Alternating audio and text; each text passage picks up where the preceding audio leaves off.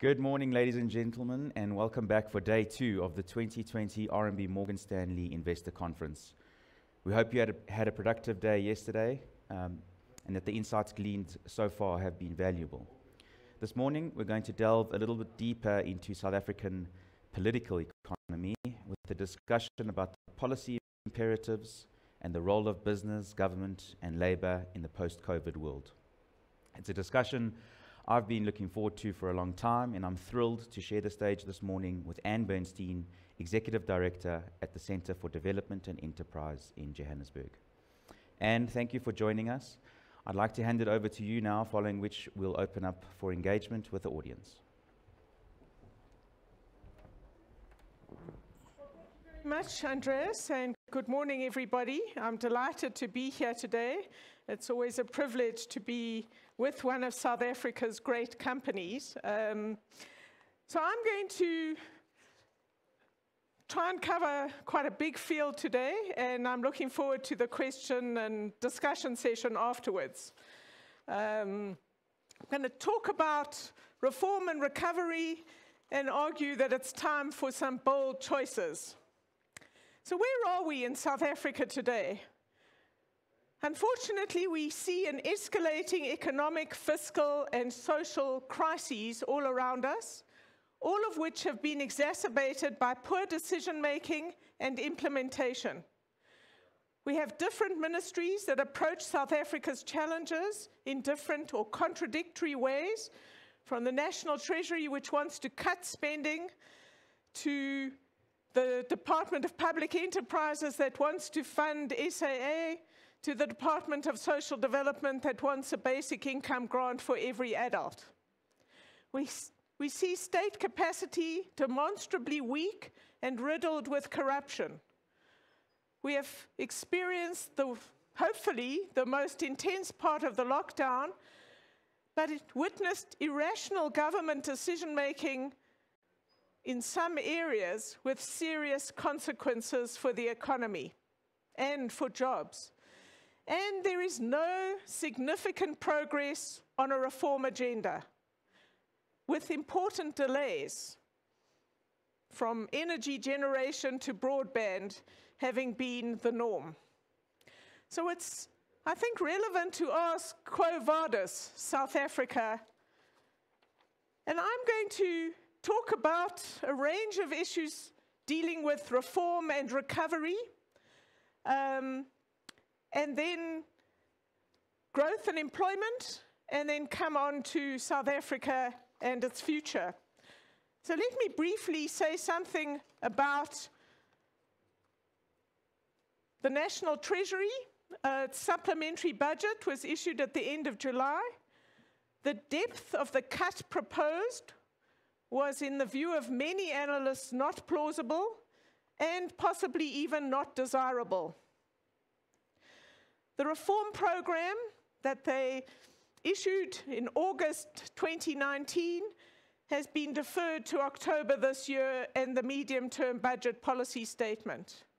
The Treasury is working on they called it a deeper set of reforms, but it's important to remember that the National Treasury has no power to implement reform unless it has the backing of the President and can win the arguments in Cabinet. It is over a year since they first issued their reform document with very little progress. And if you look at the growth assumptions built into the July emergency budget, post-COVID or to deal with COVID, the growth assumptions in that budget don't seem to assume reform taking place, or if they do, it having much impact. This is a department for which I have enormous respect, but it is increasingly isolated and embattled. It sometimes seems, looking around at South Africa, that the only growth industry we have at the moment is in terms of different recovery strategies.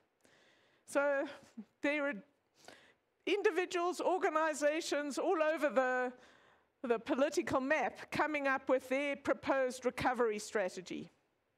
The two most important are the ones I will be dealing with. The ANC document, and I know Enoch Godongwana came to talk to you yesterday, is a document that demonstrates some real movement from the past that should not be underestimated, but it is still very hard to see if there's been a decisive break from statism. And this is a document that can be interpreted in many different ways, and it's not sure in a deeply divided and fractious organization if the author's view of what should happen is actually what the ANC is standing for. Business for South Africa has produced a substantial recovery document. It's long, it's detailed, and sometimes the detail obscures the main proposals that should be made. I've used an analogy that in some ways this important document is a bit like the passengers on a cruise liner coming to the captain to complain about the quality of the food, the rooms they've been given, and the quality of service, and not really focusing sufficient attention on the fact that the ship is heading into a hurricane. I would have preferred more attention to the hurricane and more emphasis on that. Essentially, we're seeing some overlap of issues, but real differences do remain, important differences. There are two essential approaches to South Africa's recovery on the table as we speak. The one group, the National Treasury and business, and the other, the ANC and the Alliance. And the two essential differences are an evidence-based approach and specific reforms, as opposed to mainly the imposition of abstract ideas. Perhaps the most important difference, and I'll be talking a lot about this, is the National Treasury and business want to enable business, and the Alliance predominantly wants the state to discipline business. The most important question, of course, is will these proposals achieve faster and more inclusive growth? Now, where is government in all of this? Well, the President made a statement last week saying that there are three processes to support economic recovery. The first is that the NEDLAC partners are going to present a social compact to him. Based on this and other things, government will finalize its economic reform strategy, and in addition, there will be a presidential intervention on employment issues, which will commence next month. I'm going to talk about all of these. Let's start with some of the key issues if you want to be serious about economic recovery. Now, as many of you know, it seems like infrastructure is the new motherhood in South Africa. Who can possibly be opposed to this? But I'm worried this is going to be more like the new job summit. Much talk, months of effort, but nothing all that much important happens because everybody avoids the fundamental, the real hard choices. So what has stopped private sector involvement in infrastructure in the past? And what must really change to get private sector investment at scale? These are important issues to think through. We also have to make sure that the spending that does happen is on the right things. It's not wasted, it's not stolen. Think of Medupi, think of the trains, think of many other infrastructure expenditures that have gone wrong in the past. So what must really change?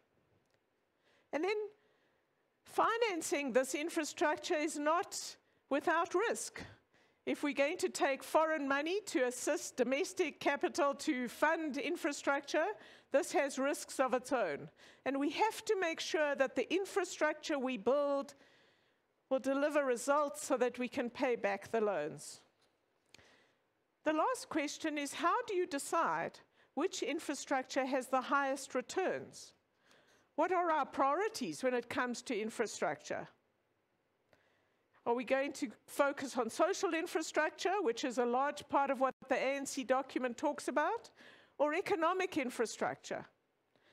How do we prioritize between different kinds of economic infrastructure? So there are a lot of issues wrapped up in this everybody agrees on infrastructure mantra, and we have to make sure that we adopt the right approach in thinking about infrastructure and the maintenance challenge facing South Africa as we move forward. The second issue I want to deal with is central and a very difficult one. It's the question of state capacity. Now, the recovery strategies all acknowledge state weakness and then ignore the implications of this in their recommendations. The President has said repeatedly over the last while that we do need to fix state capacity and we need a professional and hopefully ethical state. But he has not set out the practical steps, the policy changes that are required in order to get a professional, competent, capable state. Nobody, from I think business to government to everyone, none of us, nobody wants to talk about what is a really difficult issue. What do we do in the meantime? If the state is mainly broken, corrupt, and incapable, what do we do to implement things tomorrow?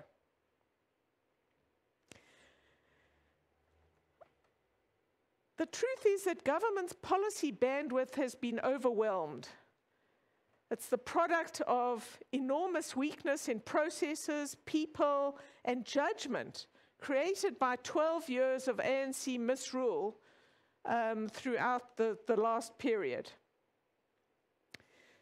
And it does put a very difficult but solvable question on the table that without an effective state, how do we implement reform and the actions we need to take for recovery?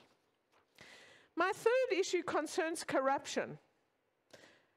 Corruption is an attack on the poor. It cripples the state, it distorts decision-making, it prevents growth, and it undermines investor confidence. And you have to ask yourself, why have we not seen more significant progress? There are gestures in all the recovery strategies to, yes, this is an issue, corruption, but there's no real engagement on how to speed this up, how to actually get results. And we would argue that speeding up the fight against corruption should have been a key pillar of both the business strategy, the ANC strategy, and all other strategies. The fourth difficult issue I have to put up is, what about the fiscal crisis? So the ANC and Business for South Africa mention this in their strategies, but they do not spell out its implications for the recovery strategy. Many recommendations in both documents will exacerbate the fiscal crisis unless you assume huge and speedy fiscal multipliers. And many documents do not link the fiscal crisis to growth. It has a dampening effect, or worse, on our growth prospects. On the other hand, without growth, South Africa cannot solve its fiscal situation. So this is a very difficult set of challenges, and it's important to remember the facts here. The ratio of debt to GDP has doubled in 10 years, and debt has increased threefold. The costs of servicing South Africa's debt costs are rising faster than any other item on government's budget and are gobbling up a rapidly increasing share of our declining tax revenue. So this hard reality and a strategy to deal with this has to be part of our recovery strategy. So there are really 6 interrelated vital issues that I'm putting on the table. I've mentioned infrastructure, state capacity, corruption, and the fiscal crisis. I want to add 2 more. As most of you would tell me, You have to have priorities. You can't have a long laundry list of what South Africa must do. And this gets harder and harder every year to work out what our priorities should be, where to start a more virtuous circle. Now, both the ANC and the Business for South Africa documents sprawl across short, medium, and long-term objectives. And they don't really think about how or engage sufficiently with how you choose your priorities in the context of a weak state. So what should we do first? And then build momentum. In our view, needs a lot more thought. The business document does wrestle with this, but ends up with 110 slides, 12 key projects or initiatives, 12 policy focus areas, and 15 immediate actions, which it claims require no policy change. Quite difficult to kind of communicate that very quickly. The ANC is sharper in some ways, but there are too many issues hidden under this passion for infrastructure as a solution and a number of other things in the ANC recovery strategy. Now, I'm a very strong advocate that South Africa cannot fix everything at once. For too many years, our reach has exceeded our grasp. We've tried to do far too much, and we've not really done anything well. We have to pick some priorities, agree on how to get them done, do it, and use that momentum for the next round of achievable actions. So now is the time for urgent actions that point clearly to a fresh start. And I'm sure we could debate what those should be. I have my views on some of those, but I don't think there'd be anybody in this audience that would dispute that electricity, power for South Africa has to be right at the top of the list.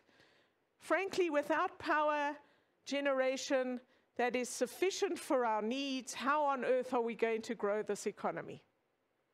And I will come back to that issue. So the critical issue of priorities is absolutely vital, and I think not dealt with well in the recovery strategies. And then let me end this section with a very important issue. The phrase inclusive economic growth trips off the tongue very easily, but few people talk about what inclusion actually means. And I think the recovery strategies exhibit this. The ANC wants more of the same, but its approach to black empowerment is not working. It's encouraging corruption, elite empowerment, and not mass inclusion in our economy. The business document doesn't really deal with this, but implicitly it is arguing that if we can improve the economy and sectors of the economy, encourage more SMMEs and more jobs, the result will be growth and more inclusion. But it's not an explicit argument. I want to stress that this is an absolutely vital issue. It receives far too little serious attention. We have to include millions more people in our economy, and there are costs to the current approach, and the time has come for much more honesty about the costs. Getting this right, getting inclusion right, could result in enormous benefits for the country in so many different ways. So I'm arguing that we won't have a successful recovery to much more than where we were before without proper engagement on each one of these issues that I've put on the table. Let me turn now to employment. The President says he's coming with stimulus in this regard, and I want to talk a little bit about an enormous body of research and analysis that we have done on South Africa and employment. Unfortunately, the truth is that South Africa has the world's deepest unemployment crisis. After 2 decades of presidential summits, government initiatives, jobs summits, NEDLAC debates, private sector projects, In January this year, pre-COVID, we released a document called 10.3 million and rising. That is the number of unemployed. It's quite possible that during post-COVID, we're going to go to 12 million unemployed people. If this concerns you, then I'm afraid the youth unemployment situation is even more catastrophic. If you're aged 15 to 24 years in South Africa, you are 54% unemployed. If you're aged 15 to 34 years, you're 54% unemployed. If you're aged 15 to 24 years, you're 70% unemployed. The fact is that fewer young people are employed today than in 2010. And these are the figures pre-COVID. We know it must be worse. The big challenge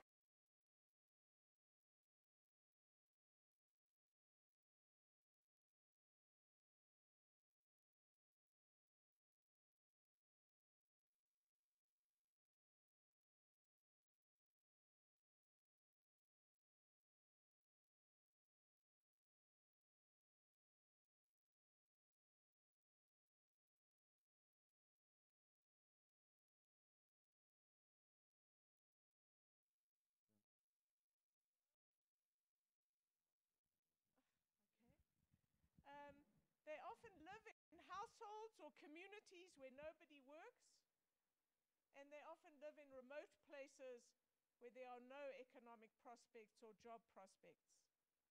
Many people want to say the solution to this is to train young people to be entrepreneurs. I can think of fewer strategies less likely to be successful. You are not going to turn young people with no experience, no understanding of the world of work or markets into successful entrepreneurs. This is a strategy with very low returns.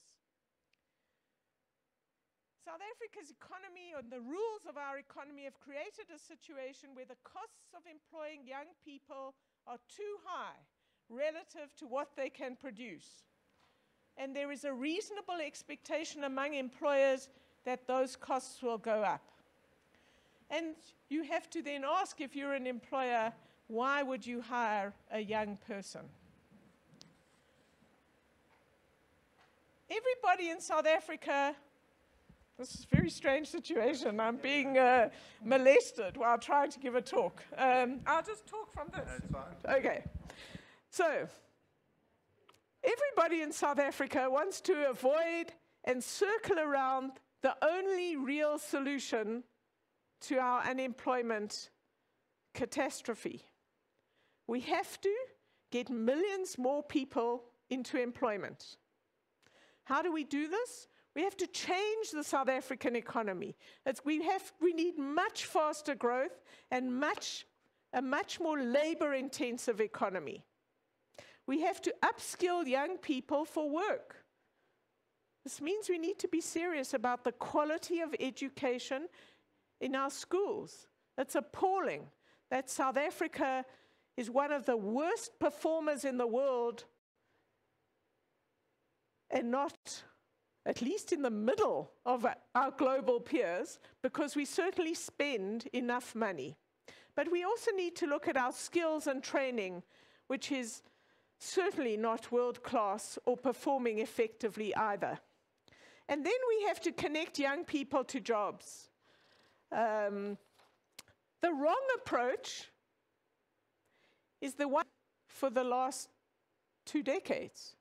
We avoid essential reforms.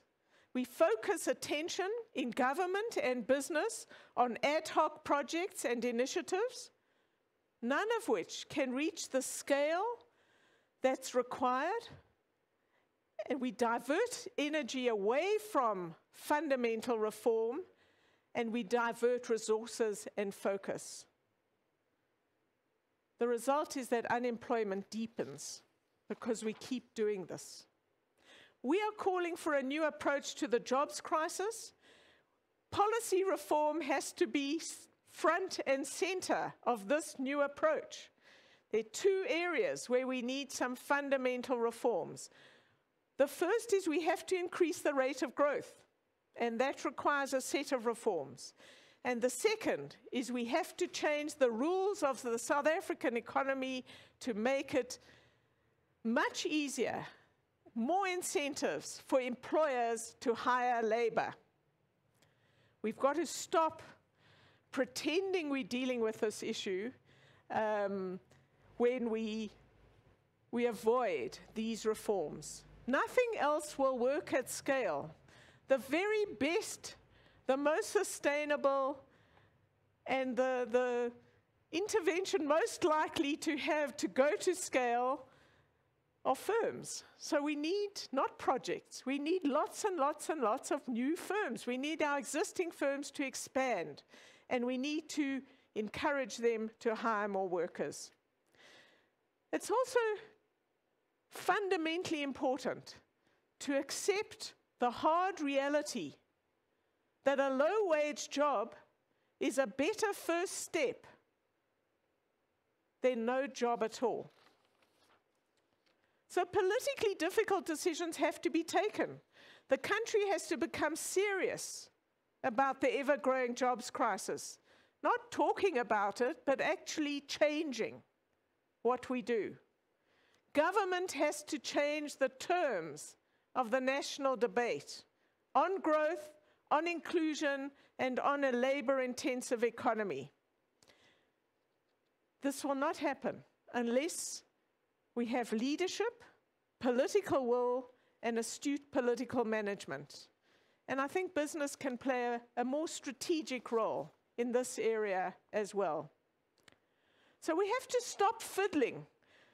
We have to stop fiddling around these issues of growth and jobs when the real challenge is much faster growth and much greater, millions more jobs that have to be created.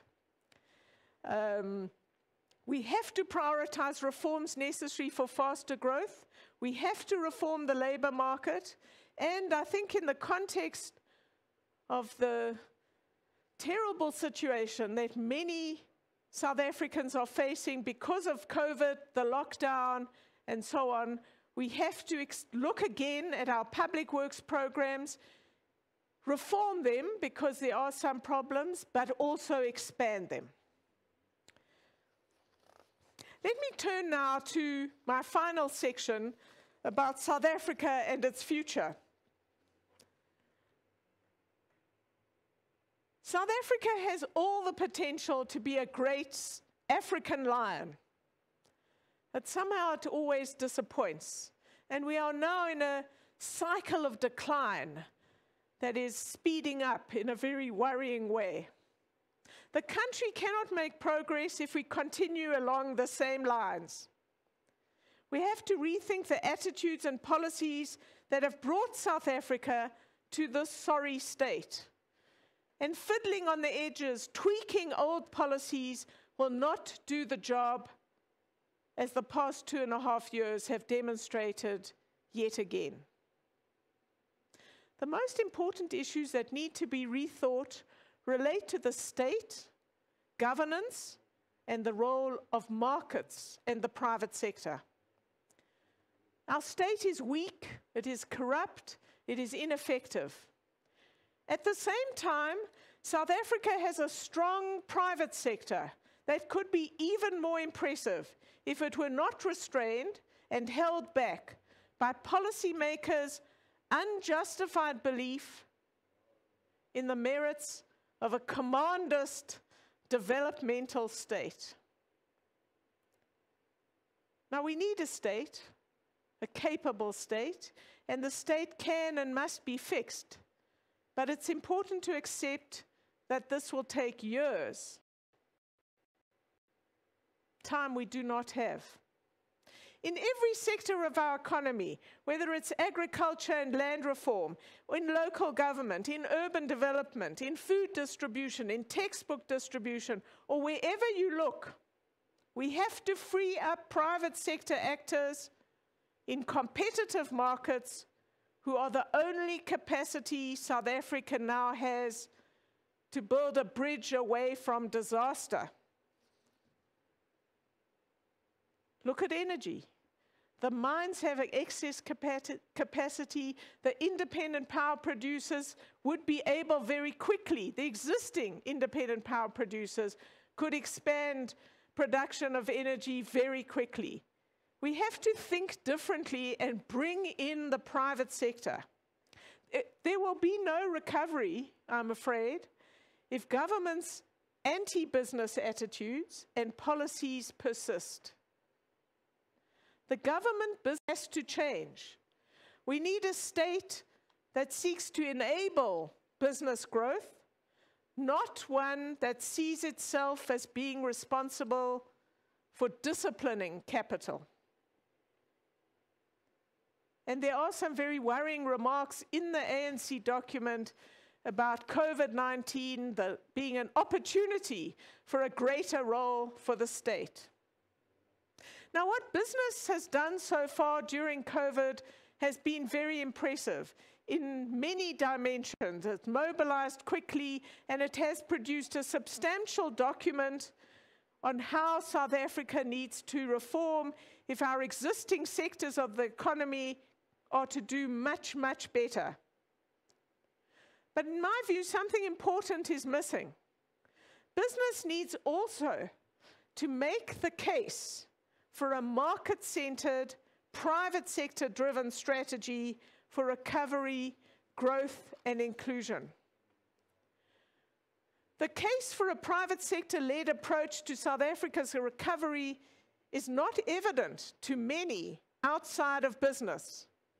And so this case cannot just be assumed, as many business people seem to think. It has to be made, it has to be compellingly made across the country and to every conceivable audience that has any influence on the ANC, on government. So let me conclude. In my view, the country needs leadership, not endless processes that never seem to go beyond fiddling or tweaking.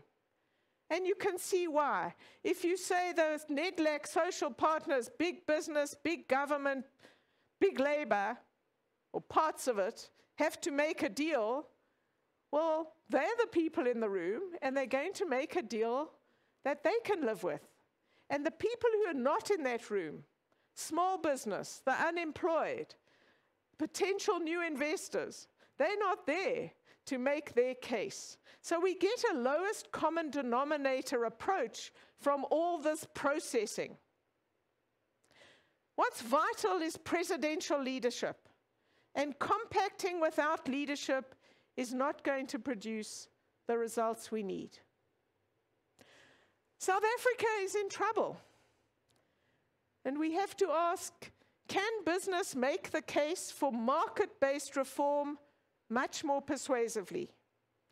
Can it persuade others that supporting a market-led recovery would accelerate growth, and that in time, this would be South Africa's most important lever to include and empower millions and millions and millions more people?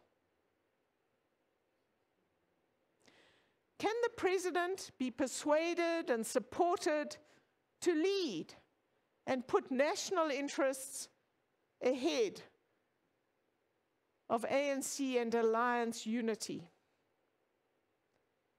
Can the president build the political coalition needed to deliver fundamental reform and create mechanisms for delivery in the context of state incapacity? It's my view that South Africa can be turned around. We can do this, but to do that, we need much greater seriousness and honesty about where we are today, about why we're in this terrible situation, which was terrible before COVID and has only been exacerbated during COVID, but is not different in kind. So why we're in this terrible situation and what we must change in order to do it. strategic reform and strategic reformers are what is required. But it's all about politics in one sense, and I don't think we can get there from where we are now. Thank you.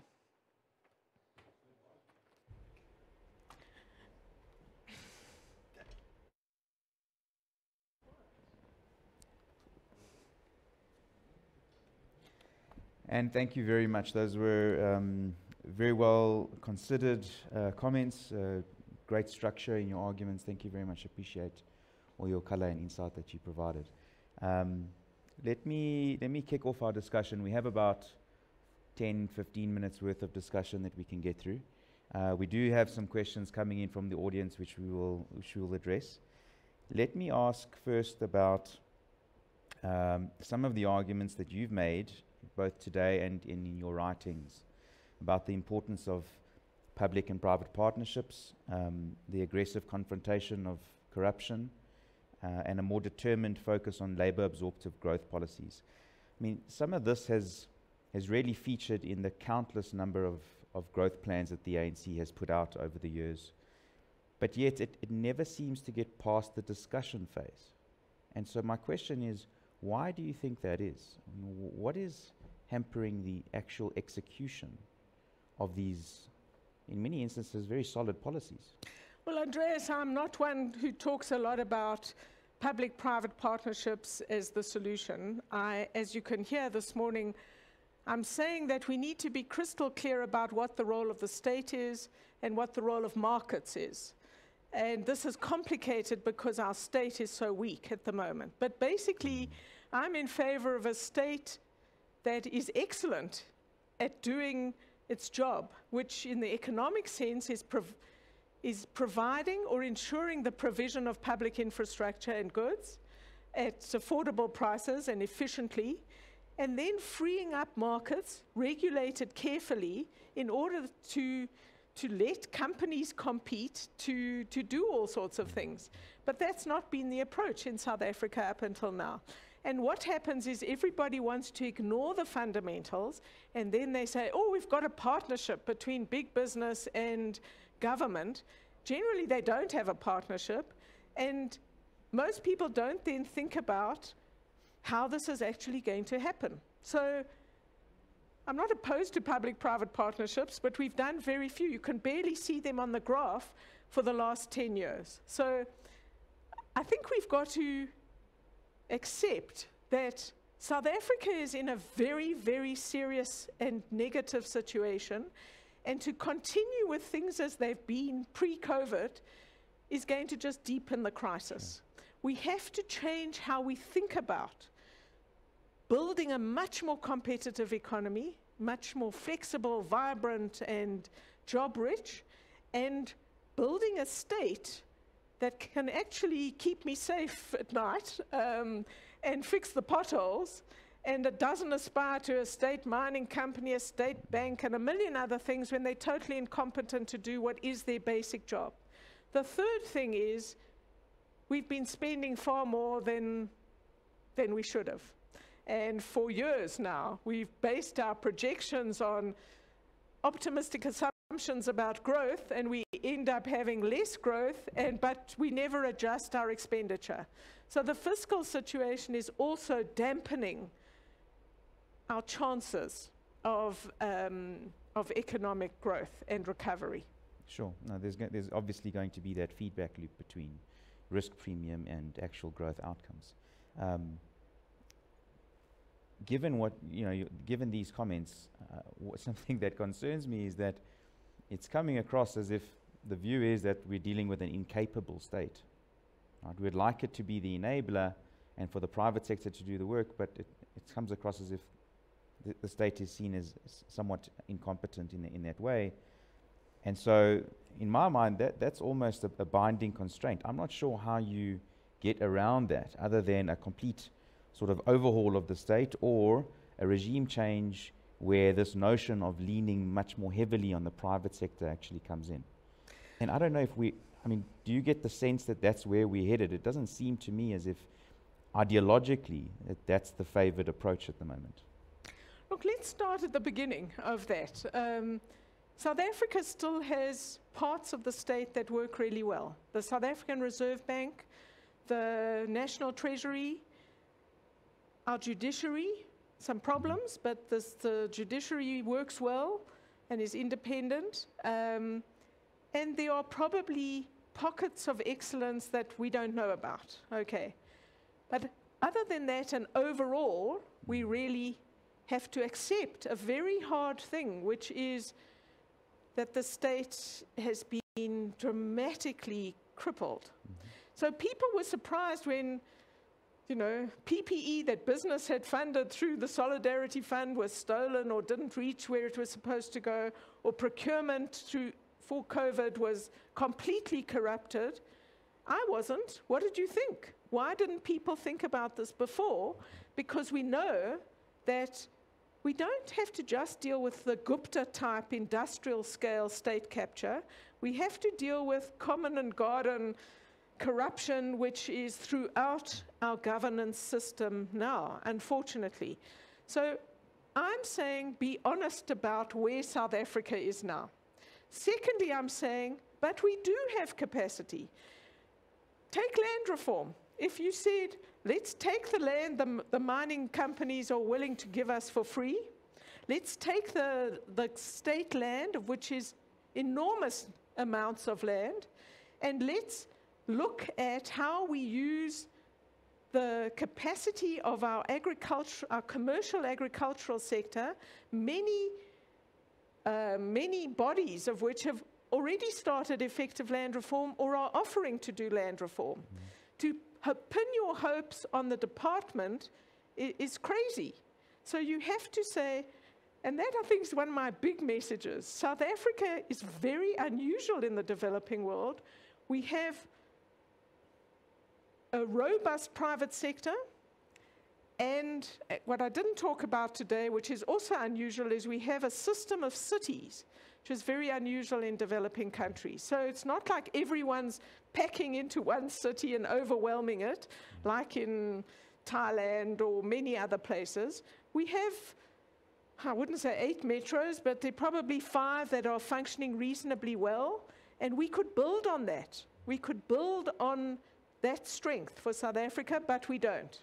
So I think there are real strengths to the country, but you've got to start with honesty about our weaknesses and then say, okay, where is there capacity in this sector? How are we going to use that? Help the country prosper.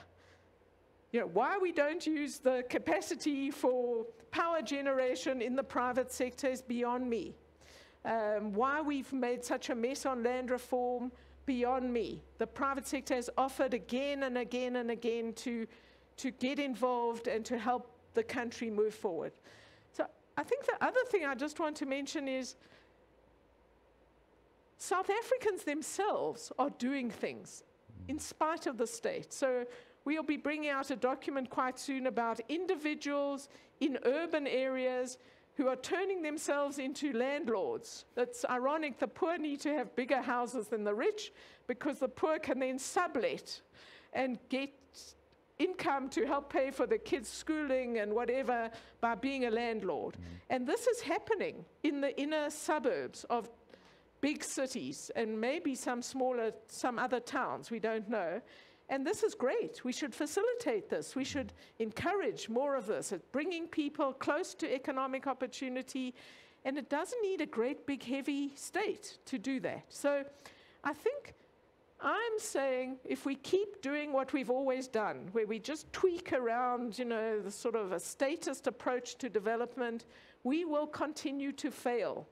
And it's vital that both business and anyone else, individuals, business leaders, everybody, make these points as honestly and as clearly as they can. And that is going to help push us into a different direction. But more of the same, endless compacting where they deliver a mouse rather than a lion, the mouse is not even implemented. So who are we kidding here? Sure. Okay, we've got about 5 minutes left of the session, and I do want to get through 1 or 2 more questions. Something that's come in via the chat that seems to be getting quite a few likes is the notion and question about immigration. And the question is whether the government cares and is taking notice of the fact that so many probably skilled South Africans, productive members of society, are choosing to relocate. From your experience, how does the government view this? Look, immigration policy is a very big issue. I thought you were going to come with a different kind of question, but you're welcome to answer. The skilled immigration is of deep concern and is obviously a reflection of the failures of our society. That's what's going on. People immigrate out of Russia because it's a horrible place to live for a whole lot of reasons. People are leaving South Africa, black and white South Africans. We don't know the exact numbers, but it's extremely concerning. I would be doing, well, I certainly think you've got to fix the country to keep those people, and that should be at the forefront of policymakers' minds. I think we should also engage more with our diaspora, which isn't avoiding the main issue, which is we should keep people here, and we must make them feel there are opportunities, and that's part of what I'm saying. Opening up more opportunities is absolutely vital, and the state doing its job properly. But do you get the sense the government is talking about this, or is concerned about this? Or is this still really a debate for the private sector? It's important to understand that we're not really talking about a government as a singular entity. So since the Zuma era, people often ask me questions about, does the government think this or do that or whatever? Certainly under Zuma, we didn't have a government. We had a gang of people who were looting the country. I think President Ramaphosa and some of the people around him, some departments are trying to turn that around and become a real government in the sense you and I would mean. But don't think that this is a deeply divided cabinet and reflects the fractions and divisions within the ANC. So it's not as though there is a common government view on all sorts of things. It's much more complicated than that. So I think no, there isn't sufficient attention to the skills that are leaving South Africa, and there should be. I think there is totally insufficient attention to the changes that are required to our visa requirements to bring in skills. We're a very attractive country in some respects for skilled people in other developing countries who would come here. We would pay them more. But we make this as difficult as possible. So I think the whole immigration issue in respect of skills is not well managed at all, and certainly not well managed in terms of unskilled people. So it affects all levels of our society. Thank you. All right, we've got just over a minute. I'd like to wrap up the conversation with asking you, now, is there a future? How do you feel about the medium to long term here? Look, South Africa's in a very difficult situation now, but I'm not giving up. I think that we have so much potential to pull out of this series of troubles. We have a lot of strengths to build on, not least of which a sort of vibrant public debate from all sides, where I can say what I think and other people can say what they think. That's an asset for South Africa. But I'm worried. So I'm not giving up. I've been playing with this Austrian sort of it's a proverb or saying that's from quite a long time ago, where they were famous for saying, the situation is serious but not hopeless. So somebody then turned around saying the situation in Berlin is hopeless but not serious. So I think the situation is really serious in South Africa. But I am certainly hopeful that we could turn things around one way or another. After all, the most effective way of getting a different kind of policy direction is to put enormous fear into the current politicians that they might lose their seats. So Sure. I'm in favor of that, as well as other strategies to push and push and push for a real change of direction and recognition of that we have to stop doing what we've always been doing. It's like why do you keep beating your head against the wall? So I think we have to change, and I'm certainly committed to that fight. Okay. Thank you very much, Anne. I appreciate all your insights this morning. It's been a fascinating discussion. Thank you for joining us. And of course, thank you for the audience. Thank you for your great questions that came in and your engagement. I hope you have a productive set of meetings over the rest of the day. Thank you very much. Thank you.